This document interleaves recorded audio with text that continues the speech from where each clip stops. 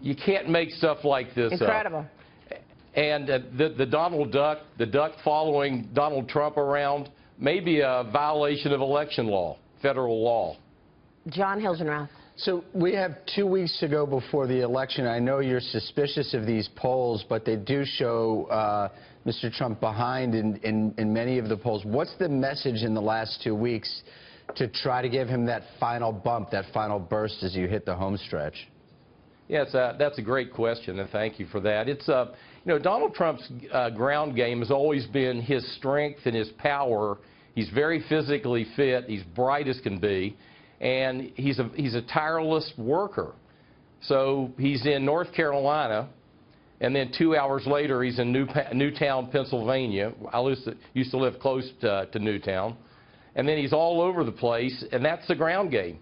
And so if you look at the crowds, if you look at the Clinton crowds where you don't have a doctored up picture of that, and you look at the Trump crowds where there's 20,000 people, 15,000 people, and on, when you see that, Donald Trump has appealed to America.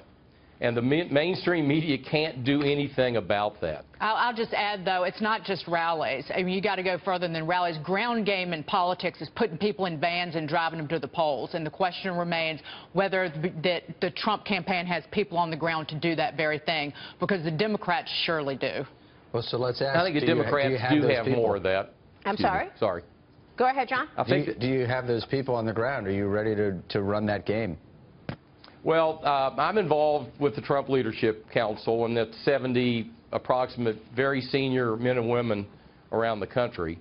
And these are former military, defense people, physicians, CEOs, like I had been a CEO, entrepreneurs, some politicians, but all with real job backgrounds before politics. And so I'm involved with the Trump Leadership Council in West Virginia, helped form that, and also in North Carolina. And in both those states, we do have a very effective ground game. And in terms of the Obamacare story, John, wouldn't this be a story that would be something Donald Trump wants to bring up and also bring up his solution to it? He says he wants to replace Obamacare. What's the plan? Well, I don't have that information. It's a good question, but he needs to talk about Obamacare. But I think it's going to have to be Congress and the executive branch that deal with that after this election. John, good to see you. Thanks so much. My pleasure. John McNabb joining us there.